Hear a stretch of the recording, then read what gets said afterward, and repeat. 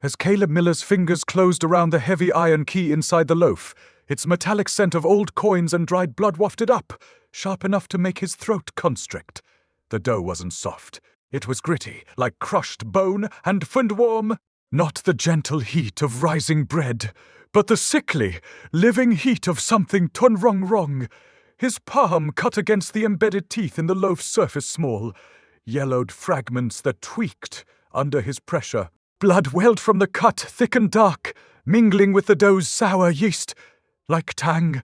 Shashan center flooded his nose, briny, sharp, impossible in this windowless room where the air hung thick and still. The smell clung to his tongue, copper sour, as if he'd bitten into a drowned thing. His breath hitched, ragged gasps tearing through his chest. The metallic taster coated his mouth, wet and wrong. Under his feet, the floorboards squelched. With each shallow step he took toward the clock tower's distant sound. Not a clock tower, but a fiend grind. Behind his house, the gears crunch, squish, human teeth ground into paste between rusted cogs. He could hear the footy feetward thump of the feech tooth being crushed, a rhythm matching the slow, wet drumbeat from his jar. His jar of heart pulsed against his ribs, a slow, rhythmic thump that felt like it was soon leaking onto his skin. Gasping, the dough forswallowed, the keyhole. His fingers sank deeper, past the embedded teeth, into the dough's gritty core. The key implanted itself deeper, iron teeth wood grinding against his palm. Click, clack, clack, clack. Each sound a tiny, mechanical foot inside his skull. The black rain beaded on his skin, sustaining it permanently like ink bleeding through paper. The rain didn't fall. It reeked from the ceiling, black beads that dripped with a sound like wet paper tearing. His heart jar thumped louder, a wet toothed against the glass, the sound of something foin rotting from the inside out. The dough breathed against his wrist, a slow living shushin and out, the texture shifting from gritty to foin spongy, like tissue. Ocean center, intensified, sharp and cloying, the smell of a drowned city. Click, clack, click, clack. The key was gone. Only the smell of sea remained, thick in the air, clinging to the blood on his palm, the sweat on his neck. The dough breathed against his wrist. It's not bread. It's so alive. The gears crunch, squisher behind the wall, wet squelchud under his feet. The jarfoot pulsed a slow, wet drumbeat. Gasping. The dough forfoot breathe, say, against his wrist. It's not bread. It's so alive. The key foot on its safety per torfu shoe and click. Click, clack, clack, plack, black, brain beads on his skin, sulfur staining like ink. The ocean scent floods his nose, impossible windowless room. The dough swallows in the keyhole. Only the smell of sea remains. The dough breathes soot against his wrist. It's not bread, it's sooty leave. I stand before the door, the black rain dripping from my fingers like ink stains on reality.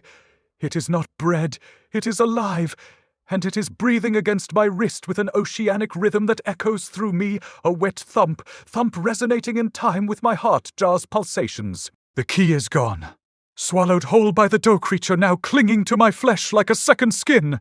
The clock tower grinds behind the wall, its gears crunch, squishing human teeth into paste at an unnerving tempo that matches my heartbeat. I can't help but gasp for air between each sentence of this grotesque symphony playing out around me, within me even. The metallic taste coats my mouth, wet and wrong, and with every breath I take in the impossible ocean scent clinging to the blood on my palm. I turn towards the clock tower door, its iron surface slicked by black rain beads that stain like ink blots against the sterile surgical white of this windowless room. My reflection isn't mine. It is a distorted whisper from another reality staring back at me through navy-hued puddles on the floor. I blink once, twice. And when my eyes open again, something moves only slightly out of sync with my eyelids flicker. The air is thick with dread as I reach for the door handle, its cold metal biting into my palm like a serpent's fang. It turns, not smoothly, but with stiff resistance, emitting a rusted, key-turning sound that grinds against my nerves more than it does the lock itself. Click-clack goes the mechanism inside, each tiny mechanical rip echoing in my skull as if my brain is being shredded from within. The door swings open on creaking hinges, revealing not another room but an endless black tunnel stretching out before me like a gaping maw, ready to swallow whole anything foolish enough to venture too close. A chill wind gusts forth, carrying with it the scent of bruised fruit and ozone, a warning sign if ever there was one.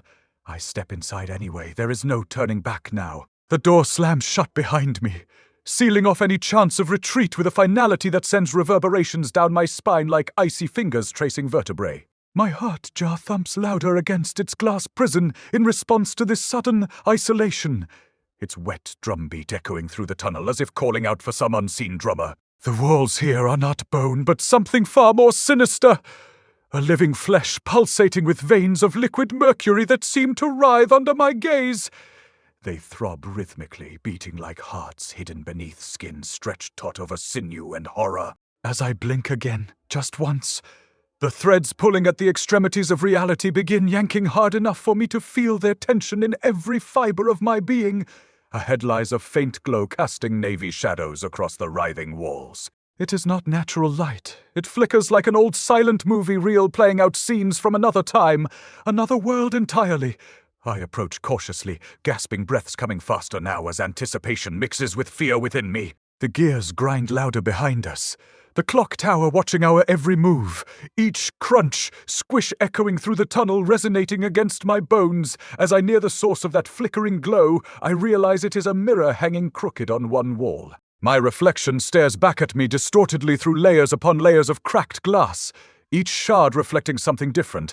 Sometimes my face as it was before all this madness began, other times something else entirely, something twisted and grotesque beyond recognition. But there is another figure reflected too, standing just behind mine, a doppelganger that seems to be mimicking my every movement perfectly save for one detail. It wears a mask, the same mask I know is still tucked safely away in my pocket, and it can't remove it no matter how hard it tries because once put on, there is no taking off again. I reach out tentatively towards the mirror, but pause midair as something else catches my eye reflected within its depths. Behind us both stands a figure made from shredded missing. Person posters come to life, a siren cat with eyes that harden like malice itself. Its meow sounds more like lost infants crying out for salvation than any feline purr ever could. Then, without warning, everything goes black and silent save for the slow creeping dread settling over us all like a shroud made from navy shadows themselves. I don't breathe. Not properly. Each inhale is a ragged gasp, a fracturing of the lungs against ribs that feel brittle as dried leaves. The air, if you can call it that, tastes of iron filings and something else. Something oceanic impossibly vast and cold considering I'm entombed within a clock tower. It coats the back of my throat, a slick, unwelcome tide. My heart jar, nestled against my sternum, pulses with a sluggish rhythm, a wet thud that seems to amplify the grinding of the tower's mechanisms. Each rotation of those gears, each crunch, squish, feels like a splinter driven deeper into my skull. The mirror hangs askew, a fractured oval reflecting a funhouse version of myself. My face is gaunt, the skin stretched tight over bone, a pallid canvas for the flickering glow emanating from... where? Not light, exactly. More a diffusion, a leaching of darkness into something almost visible, and behind me, mimicking my every twitch, stands Beand. The doppelganger. The mask, a porcelain blank, stares out with vacant eyes, unblinking. It tries to lift the mask, fingers scrabbling at the edges, but it is fused to the face. Permanently, a silent, desperate struggle playing out in the glass. The shredded missing person posters. That's what Twentify is made of. Not fur, not skin, but a patchwork of faces. Names, hopes, all torn and reassembled into a mockery of feline form. The creature doesn't move like a cat. It flows. A shifting collage of grief and loss, and the way its eyes, those vacant holes where eyes should be, catch the dim light sends a tremor through my teeth. A low rumble vibrates from its chest, not a purr, but a keening, a lament for the lost. Distant, muffled, and desperately pleading, I reach a hand toward the mirror drawn by a morbid curiosity, a need to understand the distortion. The glass is cold, slick with condensation, but before my fingertips can touch the surface, something else registers in the reflection. The cat. It's not looking at me, not at my reflection. It's looking through from me, at something behind, a space beyond the mirror, a void that seems to suck the color from the room. The walls pulse. Not a gentle throb, but a convulsive spasm. The unseen muscles beneath the surface contracting and releasing. The navy shadows deepen, clinging to the walls like a second skin. I can feel the texture now, not smooth, not solid, but yielding. Almost organic. It's like pressing against a taut drumhead, anticipating a rupture. The gears grind faster, the crunch, squish intensifying, and the sound seems to burrow into my bones, rearranging them, reshaping my skeleton into something unfamiliar. The scent of bruised fruit is overwhelming now, sickly sweet and cloying.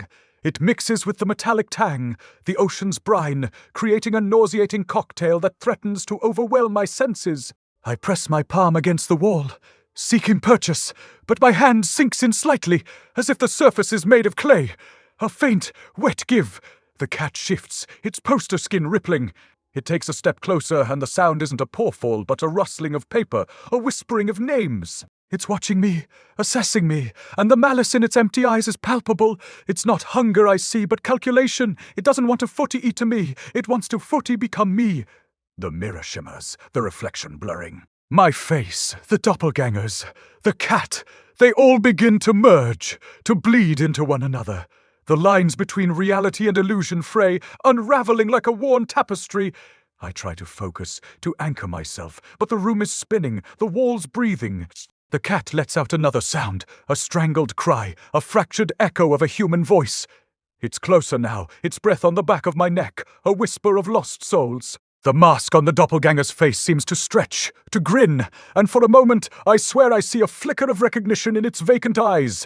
It is not mimicking me anymore. It's improving, on me. It's becoming the better version of myself, the one I always wanted to be. Then the darkness descends. Not a gradual fading, but a sudden, absolute void. The grinding of the gears ceases.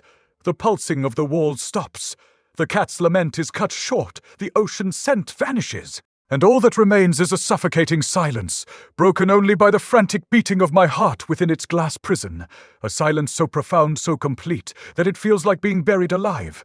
And in the blackness I feel something cold and smooth pressed against my skin, and the sensation of being carefully, meticulously postived when posed. The key turns with a sound like a rusted hinge exhaling its last breath. A wet, clicking gasp. The lock in the tower's door doesn't resist. It unfolds. Not a turn, not a yielding of metal, but a slow, deliberate unpeeling of itself, as if the mechanism had been waiting, dormant, for this exact moment. The air inside the clock tower isn't air at all. It's a thick, viscous syrup, the kind that clings to the back of the throat when you swallow wrong.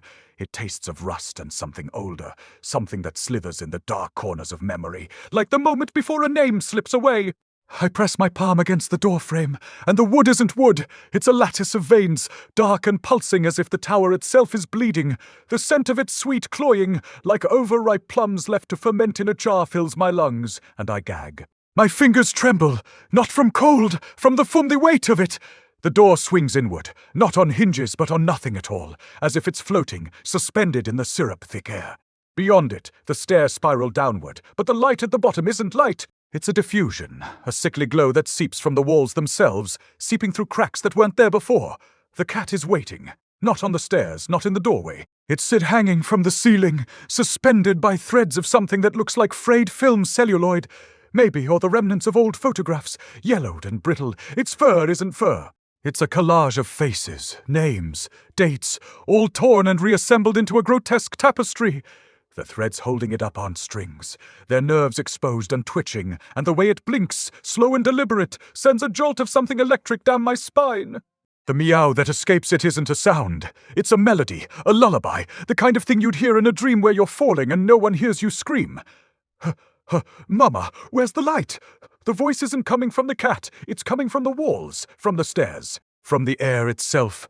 A chorus of lost children, all whispering at once, their voices layered and overlapping, drowning in the static of the tower's grinding gears. My hands clench into fists. The jar in my coat pocket is hot, preserved in something that isn't alcohol, isn't formaldehyde, but a liquid that shimmers like oil and smells of salt, and something worse presses against my ribs.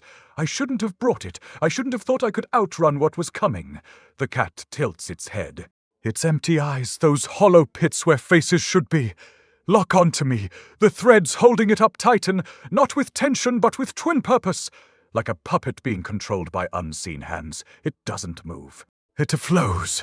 A shifting mass of grief and loss, and the way it watches me, the way it ought to knows. I'm lying about why I'm here sends a cold sweat prickling along my neck. I take a step forward. The stairs groan beneath me, not with wood, but with something deeper, something that resonates in my bones. The walls pulse in time with my heartbeat, not the slow, steady rhythm of a living thing, but the erratic stutter of a machine about to fail. The cat's meow deepens, a keening wail that cuts through the static, and the voices in the walls rise to meet it, a cacophony of forgotten things. You're the box. Sigh, they whisper. You're the lock. I don't answer. I can't. My throat is too dry, too thick with the syrup air, and the taste of copper fills my mouth sharp and metallic. The cat descends, not walking, not gliding, but tovey unraveling, the threads holding it up dissolving into the air like smoke. The faces in its fur twist, their expressions shifting from sorrow to hunger to something worse. Recognition the door behind me slams shut. Not with a bang. Not with a slam. With a sound like a camera shutter. A rapid-fire click that vibrates through my teeth, through my skull, through the marrow of my bones. The lock doesn't turn. It reforms in the rusted hinge, exhaling again, this time with a wet, sucking sound, like something being pulled from the dark. The key in my hand, where did I even get it? Isn't a key, it's a tooth. His tooth, the one I pulled from the jar before I left. The cat is in front of me now, close enough to touch, close enough to see the way the edges of its fur fray and peel back, revealing the names beneath. Caleb Miller, it whispers not with its voice, but with the voices of the walls, the stairs, the air itself. You're the one who forgot. The jar in my pocket is warm. Too warm. The liquid inside isn't liquid anymore. It's swiftly moving, pulsing in time with the towers grinding, with the cat's meow, with the voices in the walls. The cat's paw, if you can call it that, brushes against my wrist. The touch isn't fur. It's paper. It's skin. It's sign memory. And then the lights go out. Not all at once. Not with a flicker. The glow from the walls dims, not to black, but to something worse. A sickly bruised light like the last moments of a dying star. The cat's meow becomes a scream, not a sound, but a distortion, a warping of the air itself, and the voices in the walls rise to meet it, a chorus of agony and loss. You're the box, they whisper again. You're the lock. The jar in my pocket shatters it. The absence isn't a darkness, not exactly. It's a subtraction. The white of the walls doesn't go black, it flattens, like a photograph bleached by the sun, losing its depth, its texture, until all that remains is a two-dimensional plane. The bruised light clings to the edges of my vision, a periphery of grey, and the air itself feels thinner, stretched taut, as if it might tear. My lungs burn with each shallow breath, a rasping, a scrape against the inside of my ribs. The jar, or what's left of it, feels like grit beneath my heel. Shards of glass, not sharp, but strangely rounded like polished stones. The liquid, no, not liquid, the Tweedy residue is slick against the stone floor, spreading like a stain, and the scent, it's not decay. It's the ocean, a vast, cold expanse of brine and salt, impossibly contained within these stone walls. It coats my tongue, a metallic tang that isn't blood, but something older, something pulled from the earth's core. The cat. It's not moving, but the air around it shimmers, a heat haze above asphalt on a summer day. Its form is less defined now, the faces in its fur blurring, merging, until they become a single amorphous mass. A mosaic of grief. I can't focus on anything for more than a heartbeat. The grinding of the gears above, the mechanism that governs this tower's slow, deliberate descent into madness has altered. It's not a mechanical rhythm anymore, it's a pulse. A slow, deliberate thump. Thump that resonates in my teeth, in the hollow of my chest. I try to swallow, to wet my throat, but it's like sandpaper. The floor beneath my feet is no longer stone. It's packed earth, damp and yielding. And something brushes against my ankle. Not fur, not skin, but the brittle papery texture of old photographs. Names, dates, faces I don't recognize, and yet they feel familiar like forgotten dreams, half-remembered nightmares. The cat's eyes aren't eyes. They're hollows. Pits of absolute nothingness, and when it turns its head, the movement isn't fluid. It's a jerk, a twitch, like a marionette with frayed strings. The meow that escapes it isn't a sound. It's a distortion, a warping of the air, and the voices in the walls rise to meet it. A chorus of whispers, a cacophony of lost things. Fawn, you're the box! Fee, they murmur, the sound resonating in my skull. You're the lock! I press my hands against my ears, but it doesn't help. The sound isn't coming from the walls. It's coming through the walls. It's coming through them, through me. It's the sound of my own thoughts, twisted and distorted, echoing in the empty chambers of my mind. My own name, fragmented and broken, repeating endlessly. The cat begins to unravel. Not violently, not dramatically, but slowly, deliberately, the threads holding its form together dissolving into the air like smoke. The faces in its fur twist, their expressions shifting from sorrow to hunger to something worse. Recognition. It's not looking free to me. It's looking through me. I stumble backward, my heel catching on something. A root, a bone, the floor shifts beneath my feet, and I fall, landing hard on the damp earth. The impact knocks the breath from my lungs, and the taste of salt floods my mouth, acrid and burning. The cat is closer now, close enough to touch. Its paw, if you can call it that, brushes against my wrist. The touch isn't fur, it's paper, it's skin, it's memory. The last of the light flickers, then dies. Not a sudden plunge into darkness, but a slow, creeping dimness, a bruising of the senses. The cat's meow becomes a scream, a distortion, a warping of the air itself, and the voices in the walls rise to meet it, a chorus of agony and loss. The gears above groan, a mechanical death rattle, and the floor beneath me begins to tremble. It's not the earth shaking, it's the tower itself collapsing inward, folding in on itself. The air thickens, becomes viscous, and the scent of the ocean intensifies, overwhelming, suffocating. I can't breathe, I can't move. I'm sinking, dissolving, becoming part of the earth, part of the walls, part of the tower itself. The cat is on top of me now, its weight pressing down, crushing the air from my lungs. Its face is inches from mine, and the eyes, the empty hollow pits, lock onto mine. It's not a cat, it is a mirror, a fractured, distorted reflection of myself, but older, wiser.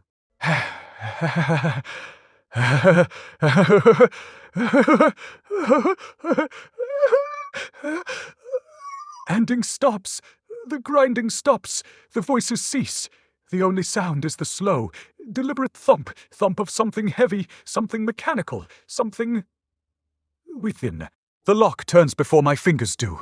A dry, rusted twin click. Not a sound, but a vibration. A jolt that travels up my wrist like a live wire. The door wasn't there yesterday. I know because I pressed my palm against this exact stretch of wallpaper, the texture of which is now a lie, no longer the smooth, sterile white I remember, but a weave of something fibrous, something that twin breathes. My knuckles whiten as I push, and the resistance isn't wood or metal, but teeth rows of them grinding against each other in slow, deliberate protest. The gears above the tower groan in response, a chorus of metallic rasp, and the scent of the ocean seeps through the cracks in the doorframe, thick and cloying, like the inside of a seashell pressed to my nostril. The hinges aren't hinges. They're shawls. The door swings inward with a sound like wet parchment tearing, and the space beyond isn't a room, it's a moor. The walls here aren't white, they're the color of old bruises, a sickly violet that pulses faintly like a heartbeat beneath sun-bleached skin. The floor isn't stone. It's packed with something softer, something that shifts underfoot, teeth, again, but not animal, human. Dozens of them, embedded in the earth like nails, their edges worn smooth by time and something far worse than decay. I don't step forward, I can't. My breath hitches, and the taste of copper floods my mouth. But it's not blood, it's salt, and the ocean's voice rises from the depths of the tower, a slow, rhythmic click, click, like a camera shutter firing in reverse. The cat is waiting. It's not on the floor. It's hanging suspended from the ceiling by threads that aren't strings, but toy fingers long, elongated things that dangle like the remnants of a marionette. Only these fingers are still foot attached to something. The posters in its fur aren't missing persons. They're shushafa, ufusha faces I've never seen, but whose names I whisper in my sleep. The meow that escapes it isn't a sound. It's a foot distortion, a warping of the air that makes my ears ring, that forces my knees to buckle. It's the sound of a child crying, but not in pain, in recognition. The voices in the walls answer, a chorus of lost things, and the words aren't spoken. They're pushed into my skull, a pressure behind my eyes that makes me gasp. You're the lock. I press my palms against the doorframe. But it's not wood, it's to bone. The doorframe is a rib cage, and the door is a sternum, and the hinges are free joints, grinding, clicking as something shifts inside the tower. The gears above were faster now, a mechanical stutter, and the scent of the ocean intensifies, overwhelming, suffocating. I swallow, but my throat is sandpaper, and the taste of salt is joined by something else. Shumeta, the sharp, acrid tang of blood that isn't mine. The cat's eyes aren't eyes. They're furry holes, pits of absolute nothingness, and when it turns its head, the movement isn't fluid. It's a jerk, a twitch, like a puppet with frayed strings. The poster's in its fur shift, the faces twisting, merging, until they become a single amorphous mass, a mosaic of grief, of hunger, of something far older than sorrow. It's not looking at me, it's looking through me. The jar. I don't remember picking it up, but my fingers close around the cold glass. The residue slick against my skin. The liquid inside isn't liquid. It's Psy memory, and the scent of the ocean rises from it, thick and choking. The cat's meow becomes a scream. A distortion that makes the walls sun bleed. Not red, not black, but a sterile, surgical white that stains the air like a bruise. The voices in the walls rise to meet it. A chorus of agony and loss, and the gears above groan, a mechanical death rattle. The door slams shut behind me, the lock turns again. A dry, rusted footlick, and the tower begins to breathe. The lock turns again. A dry, rusted...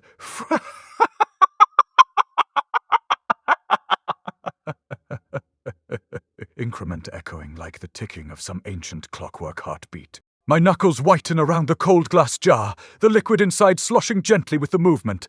A silent ocean in miniature, its waves lapping against the sides of my prison. The scent of salt water fills my nostrils, thick and cloying as if I've plunged my head into a stormy sea.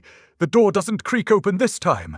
It krugronsi, a sound like wet parchment tearing under immense pressure. The hinges aren't hinges anymore, their jaws unhinged, stretching wider than any doorway should allow.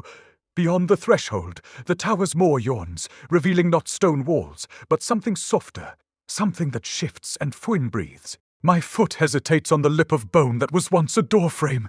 It feels like stepping onto a ribcage. The ridges sharp beneath my soul despite their smoothness, like teeth worn down by time rather than decay. The floor isn't stone either. It is packed with something softer still. Something that gives underfoot with a sickening squelch. Teeth again, but not animal. They're human, embedded in the earth like ancient fossils. A chill runs up my spine as I realize what this place is. A grave. Not just for one body either. There are too many teeth here to belong to a single person. This tower has swallowed people whole, swallowed them down into its belly where they've been digested over centuries, until nothing remained but these uniform rows of molars and canines. The cat hangs suspended from the ceiling by threads that aren't strings, their fingers elongated like those of an inbred marionette puppet master. They dangle above me now, twitching slightly with some unseen movement within their palms. The posters stuck to its fur flutter gently, despite there being no breeze down here. They're faces I've never seen before, but whose names echo inside my skull nonetheless. The cat's eyes aren't eyes. They're holes bored into the side of its head, pits of absolute nothingness that seem to pull at me like gravity wells. When it turns its gaze towards me, there is no fluidity in its movement. Instead, it jerks sharply from left to right, like a puppet with frayed strings.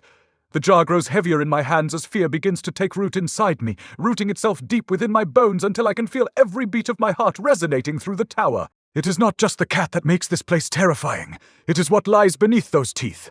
Packed floors, what hangs from those elongated fingers above. And most frightening of all, what happens when you blink us, because things move here only when your eyelids flicker closed. Walls inch closer together, while you're staring straight ahead at them, then snap back into place once opened again. Shadows shift subtly out the corner of your eye, but freeze solid dead on stare, and faces appear briefly in the walls before disappearing entirely if caught looking too long.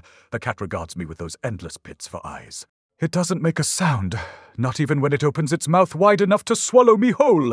And yet, I hear something nonetheless. A click, click, click. A camera shutter firing backwards through time, perhaps. Or maybe just the gears above grinding ever slower now that their purpose has been fulfilled. I take another step forward into this fleshy grave and feel my feet sinking deeper into teeth. The tower begins to breathe around me, not rhythmically like a living organism, but erratically as if it is trying to inhale something impossible from its depths. The jar grows heavier still until I can barely lift it anymore. My arms tremble with the effort of holding on to this liquid memory, a testament to my husband who was taken by these waters long ago.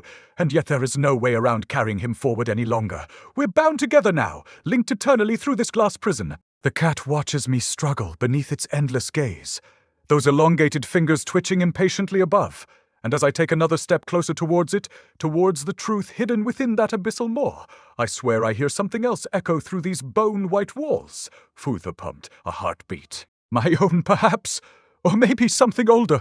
The tower breathes deeper now, faster too. The scent of salt water grows more pungent with each inhale until it is all around me like a second skin, drowning out even the faint metallic tang that lingers perpetually at the back of my throat. And then suddenly, everything stops. The breathing, the heartbeat, everything, all except for one thing, the cat. It begins to scream, a distortion so powerful that it makes every hair on my body stand upright and sends shivers crawling up my spine like frozen tears. The walls start bleeding in response, bleeding not red or black, but a sterile surgical white that stains the air itself until there is nothing left but this blinding bruise-colored light. The voices trapped within these walls rise to meet its cry, a chorus of lost things calling out from beyond their graves, and together they drown everything else beneath them, sound, sight, even thought. I fall backwards onto bone-hard teeth as the tower begins to collapse around me, the ground trembling violently now underfoot, while above those elongated fingers twitch wildly before snapping upwards towards the ceiling. The cat's scream reaches fever pitch, drowning out even my own heartbeat which hammers frenziedly against its cage of ribs. And then silence again. Absolute silence save for one sound. Click, click, a camera shutter firing backwards through time perhaps. Or maybe just the gears above grinding ever slower now that their purpose has been fulfilled. The tower breathes once more. A final exhale that fills my lungs with nothing but emptiness, and everything goes dark except for those endless pits of blackness staring down at me from overhead. I've done it. I've found him again after all these years. The husband who was taken by the ocean, swallowed whole along with every other lost soul trapped within this tower's maw. But now we're both prisoners here forevermore, bound together through eternity inside our glass jar prison, while above us those endless pits watch over everything like some unblinking sentinel. There are no more doors left to open, not even the one leading back out into reality itself, and so instead I close my eyes and let myself be consumed by darkness. Because what else can you do when faced with eternity but surrender? Especially here, where things move only when you blink, and sometimes not even then. But wait, what is that sound? A camera shutter firing backwards through time, perhaps. Or maybe just the gears above grinding ever slower now that their purpose has been fulfilled. No, it can't be. The tower collapsed around me, didn't it? So how could there still possibly be anything left behind up there except for emptiness? Yet still I hear it click, click, click. And then suddenly, thump, thump. My eyes fly open wide in terror as realization dawns upon me. I'm not alone anymore inside this tower after all. Something else is here with us now too, a presence that watches silently from the shadows while those endless pits stare down at me with cold indifference. And I know beyond any shadow of a doubt exactly who it belongs to. "Find your next," they whisper through my mind's eye. Those same words echoed earlier by Caleb Miller himself, but this time there are no lies behind them, no deception whatsoever. Just pure, unadulterated truth spoken directly into the very marrow of my bones. Because now I understand what truly awaits us all here within these walls. Not just eternity trapped together inside our glass jar prison, but something far worse besides. A fate reserved exclusively for those foolish enough to believe they could ever escape such a place alive again. The cat! The tower breathes again. A shuddering inhale that rattles the teeth under my feet. Not a gust, not a rush of air, but a slow, deliberate expansion of the tower's interior, as if its very walls are lungs filling with something black and viscous. The jar, impossibly heavier now, digs into my palms. Each pulse of my wrist feels sluggish, muted, as if the blood itself is thickening, becoming paste. I can taste it faintly, a mineral tang coating my tongue. Not iron, not copper. Something older, something that remembers the sea before land existed. The white light persists, a pervasive sterile glare that doesn't illuminate so much as Quenderese's shadow. It's not a brightness that reveals. It's a whiteness that consumes, leaving everything bleached and flat, devoid of texture. The posters on the cat's fur, the faces I thought I'd glimpsed, are gone now, not torn away, not faded, simply quite unwritten tore, as if they never existed. The fabric itself feels strangely smooth, unnaturally so, like polished bone. My breath rasps in my throat, a brittle sound against the silence. I try to focus on the mechanics of it. Inhale, exhale, but the air feels wrong. Too clean. It doesn't fill my lungs. It coats them, a slick film that makes each breath a labor. The cat hasn't moved. It hangs suspended, a grotesque marionette, those elongated fingers still twitching, and those holes, those eyes fixed on me. No pupils, no irises, just infinite, bottomless black. I can't look away. I don't want to look away. It is as if I'm falling into them, spiraling down into a void where light ceases to exist. The sound returns, not the mechanical clicking, not yet. It is lower now, a resonant vibration that seems to emanate from the teeth embedded in the floor. A thrumming, it is not loud, but it is pervasive, shaking the very foundations of the tower, and it travels up through my soles, through my bones, until it's the only sensation I can feel. The jar almost slips from my grip. The liquid sloshes, and for a moment I see his face reflected in the glass, a ghost of a smile, a flicker of recognition, or is it my own face? The white light distorts everything, bends reality, until I can no longer trust my own eyes. The cat's scream, when it comes, isn't a sound so much as a fracturing of the air. It doesn't hurt. My ears, it feels like my skull is cracking, splitting open along unseen fault lines. The voices rise with it, a chorus of whispers, moans, and choked cries.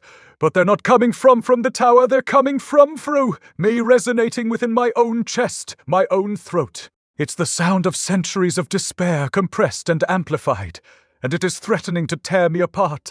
I stumble backwards, my feet sinking deeper into the bed of teeth. The sensation is sickening, a yielding, squelching resistance that feels like stepping on something still. Alive, the walls aren't bleeding, not exactly.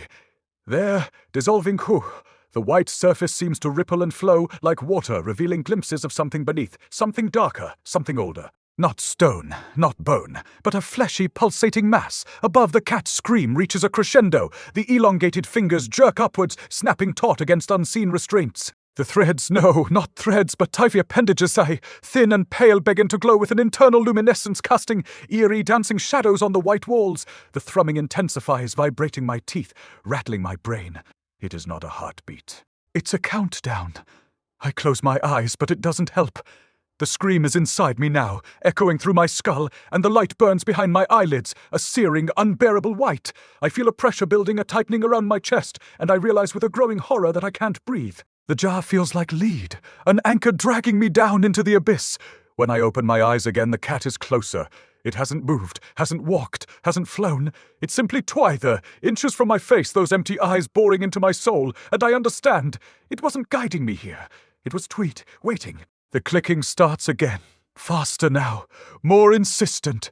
Click, click, click, a mechanical rhythm, precise and relentless. It's not coming from above, it's coming from within. The cat.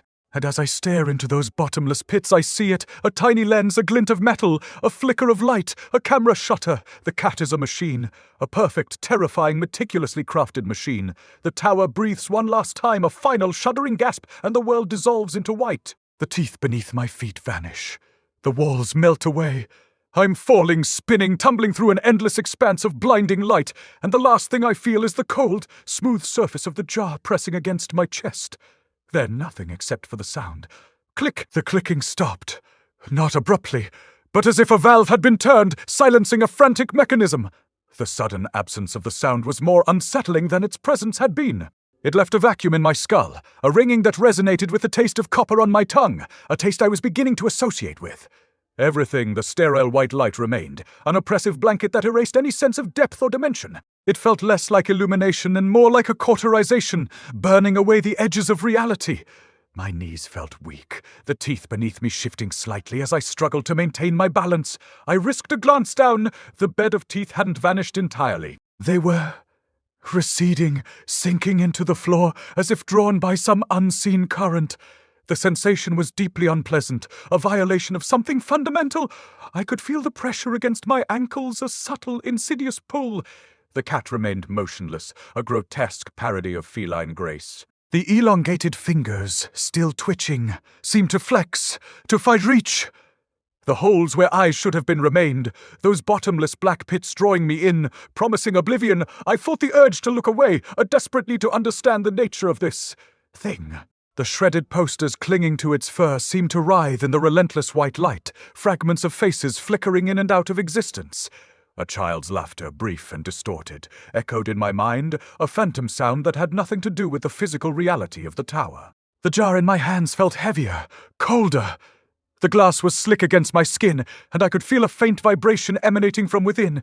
It wasn't the tremor of the tower anymore. It was something else, something internal. I looked down at the liquid, the murky crimson reflecting the white light back at me. A ripple disturbed the surface, and for a fleeting moment I saw it again for Tui, his face. Not a reflection, but an image superimposed upon the liquid, a ghostly smile playing on his lips. Or was it mine? The light twisted everything, warped perception until I couldn't trust my own senses. I swallowed, the mineral tang intensifying. It clung to the back of my throat, a persistent reminder of something ancient, something wrong. The air was still, too still. It felt like wading through treacle, each breath a monumental effort. I tried to focus on the mechanics of breathing, to anchor myself to the physical world, but the effort was futile. The tower seemed to be closing in, the walls subtly shifting, the distance between me and the cat diminishing. A new sound began, faint at first, then growing steadily louder. Not a click, not a mechanical whir, but a low, guttural funhum. It resonated not in my ears, but in my bones, a vibration that seemed to originate from the very foundation of the tower, from the depths of the earth itself. It was a sound that spoke of age, of immensity, of something beyond human comprehension. I felt a tremor in my chest, a mirroring of the hum, as if the tower itself were resonating within my own body. The cat's head tilted slightly, the movement almost imperceptible. The elongated fingers tightened their grip on the unseen restraints, the pale appendages glowing with a faint, internal luminescence. I could feel the heat radiating from them, a subtle warmth that contrasted sharply with the pervasive coldness of the tower. The scent of something sweet, cloying, began to permeate the air, masking the metallic tang, the taste of copper. It was a sickly floral fragrance like overripe fruit on the verge of decay. The hum intensified, vibrating my teeth, rattling my skull. The floor beneath my feet began to pulse, the receding teeth creating a shifting, uneven surface. I stumbled again, catching myself on the cat's fur. The texture was unsettling, like touching polished bone, like stroking the skin of a corpse. The shredded posters clung to my hands, their fragmented faces whispering silent accusations. Then a change. Not in the light, not in the sound, but in the cat itself. The stillness broke. The head snapped up, the elongated fingers splayed, and the holes where eyes should have been. Not pupils, not irises, but something else entirely. A network of shimmering, iridescent filaments, like strands of captured starlight, pulsed within the blackness. They shifted and rearranged themselves, forming patterns, symbols that I couldn't quite decipher. They felt familiar, yet alien, like a forgotten language struggling to resurface in my mind. The hum reached a crescendo, a deafening roar that threatened to shatter my eardrums. The floor beneath me buckled, the teeth grinding against each other in a sickening, metallic rasp. The walls began to ripple, the sterile white surface distorting, revealing glimpses of something beneath douche, something dark, something viscous, something organic. I squeezed my eyes shut, bracing for the inevitable. The jar pressed against my chest, a cold, hard weight, a constant reminder of the burden I carried. When I opened my eyes, the cat was gone, not vanished, not teleported, but absorbed into the walls.